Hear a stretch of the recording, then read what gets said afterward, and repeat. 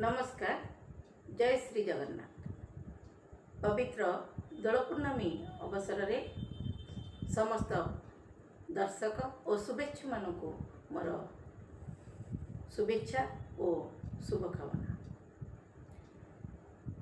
वर्षर अंतिम संक्रांति सूर्य महाग्रहंकर राशि परिवर्तन, ग्रह मानकर राजा, मनुष्य मानक जीवन रे आत्मा और आत्मविश्वास कारक सूर्य महाग्रह आज संध्या 6:14 रु एप्रिल 14 तारिख पर्यंत कुंभ राशि कारक राशि मीन राशि को संचरण करेंगे।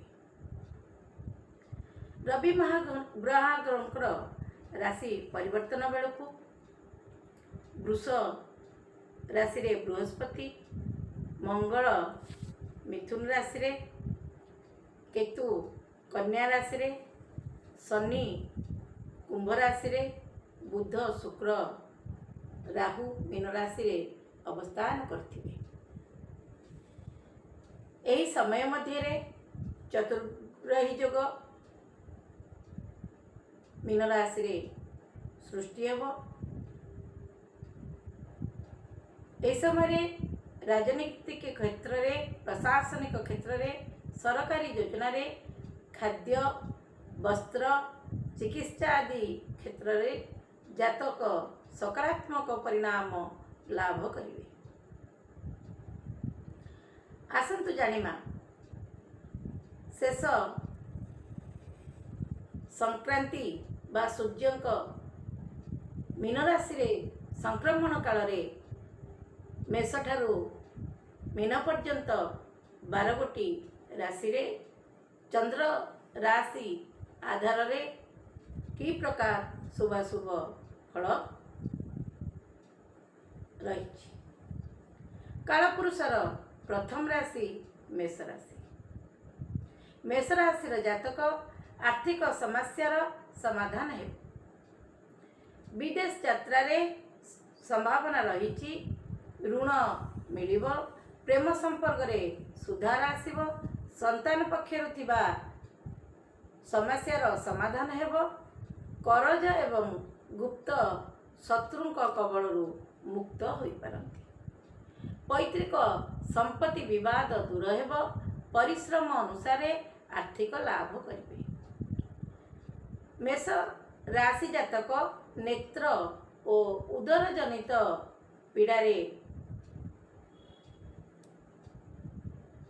पीड़ा कष्ट अनुभव करि पारंती। आर्थिक समस्या देखा दे पारे, तेणु अर्थ संचय करने चेष्टा करंतु।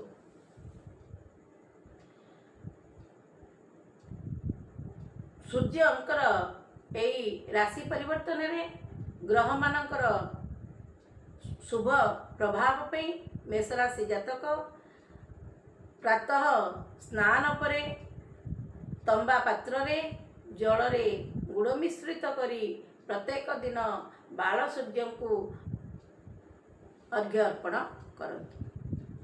वृष राशि जातक संतान सुख लाभ करिवे, संपत्ति संबंधी कार्य रे सफलता लाभ करिवे, विदेश यात्रार सुसंवाद पाई पारंती, शिक्षा क्षेत्र रे पूर्वरु थिबा बाधा दूर हेब, प्रतियोगी परीक्षा रे प्रतियोगी सफलता लाभ करिवे, संतान मानक पक्षरु पूर्वरु थिबा समस्यार समाधान हेब, भाई भौणी सहित पूर्वरु थिबा संपत्ति विवादर समाधान घटिब, प्रशासनिक क्षेत्र रे लाभवान हेबे, गृह निर्माण कार्य आरंभ होबो, पूर्वरु माता को स्वास्थ्य असुस्थ थिले माता को स्वास्थ्य रे उन्नति घटिबो, पसंद मुताबक स्थान को स्थानांतरित होई पारंती, वाहन सुख लाभ करिवे। वृष राशि जातक प्रत्येक दिन को शुभमय करबा पाई प्रत्येक दिन प्रातः काल रे आदित्य हृदय स्तोत्र पाठ करंतु। परवर्ती राशि मिथुन राशि।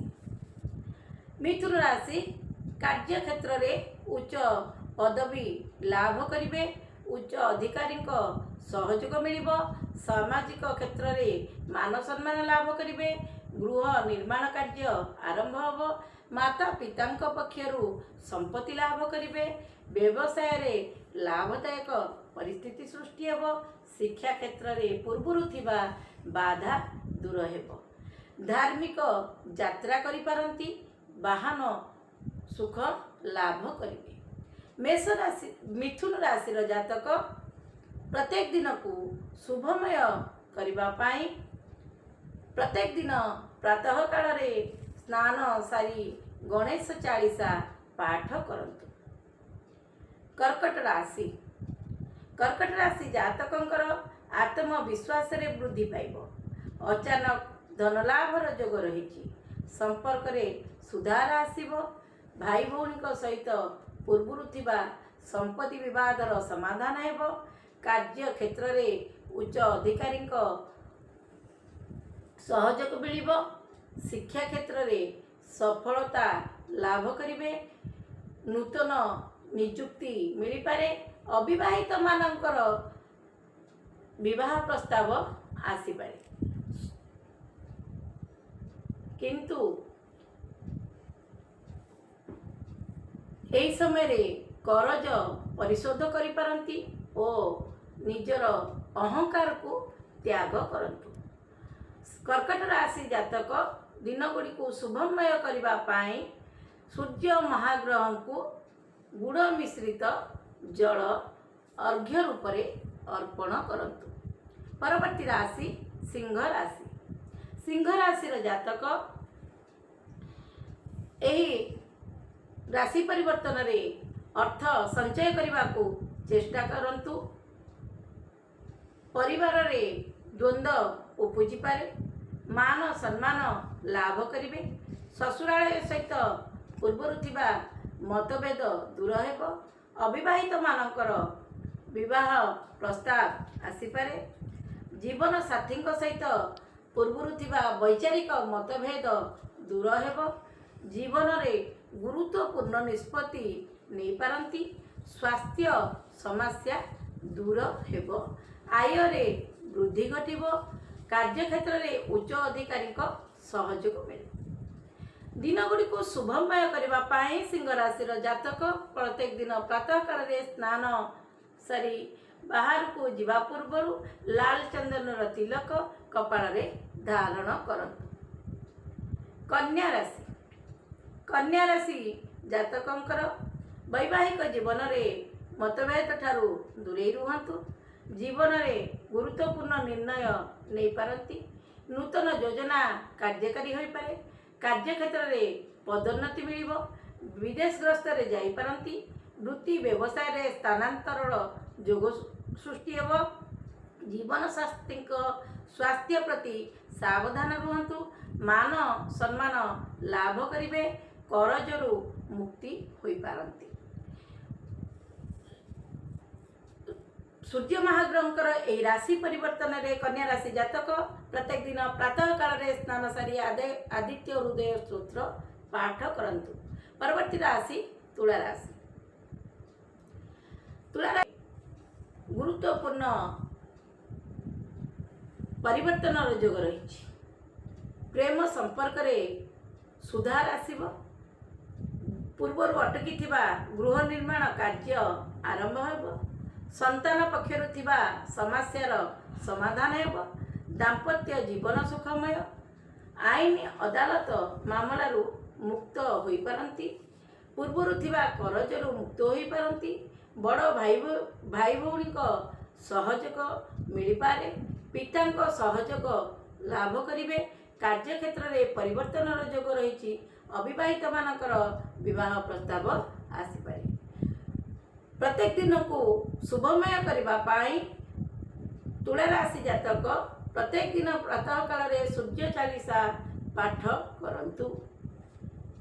बिच्छा राशि जातक रे पंचमेश एकादश भाव को देखिए, कर्मर कारक होई केंद्र त्रिकोण राजयोग सृष्टि कराइबे, ବିଛା ରାଶିର ଜାତକ ସନ୍ତାନ ସୁଖ ଲାଭ କରିବେ। ପ୍ରଶାସନିକ କ୍ଷେତ୍ରରେ ଭାଇ ଭଉଣୀ ଓ ପିତାଙ୍କ ସହଯୋଗ ମିଳିବ।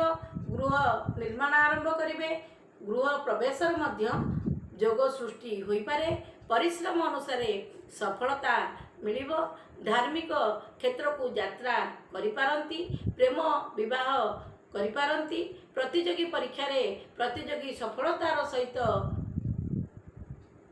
ସଫଳତା ଲାଭ କରିବେ। ଦିନକୁ ଶୁଭମୟ କରିବା ପାଇଁ ଜଳରେ ଲାଲ ଚନ୍ଦନ ମିଶାଇ ସୂର୍ଯ୍ୟ ମହାଗ୍ରହଙ୍କୁ ପ୍ରାତଃ କାଳରେ ଅର୍ଘ୍ୟ ଅର୍ପଣ କରନ୍ତୁ। ଧନୁରାଶି। ଧନୁରାଶି ଜାତକ କାର୍ଯ୍ୟକ୍ଷେତ୍ରରେ ପଦୋନ୍ନତି ଘଟିବ। ଉଚ୍ଚ ଅଧିକାରୀଙ୍କ ସହଯୋଗ ଲାଭ କରିବେ। ନୂତନ ନିଯୁକ୍ତି ମିଳିପାରେ। ନୂତନ ସମ୍ପତ୍ତି ଲାଭ କରିବେ। ବାହନ ସୁଖ ମିଳିବ। ଭାଇ ଭଉଣୀଙ୍କ ସହଯୋଗ ମିଳିବ। ସ୍ୱାସ୍ଥ୍ୟରେ ଉନ୍ନତି ଘଟିବ। ସାମାଜିକ କ୍ଷେତ୍ରରେ ମାନ ସମ୍ମାନ ଲାଭ କରିବେ। ପିତାମାତାଙ୍କ ପକ୍ଷରୁ ସମ୍ପତ୍ତି ଲାଭ କରିବେ। ବିଦେଶ ଯାତ୍ରାର ସମ୍ଭାବନା ରହିଛି। ଦାମ୍ପତ୍ୟ ଜୀବନ ସୁଖମୟ।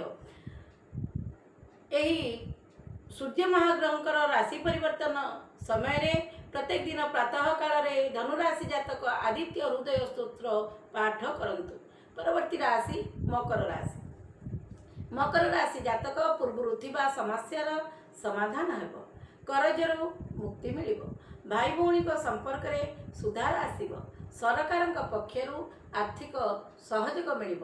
ଶିକ୍ଷା କ୍ଷେତ୍ରରେ ବାଧା ଦୂର ହେବ।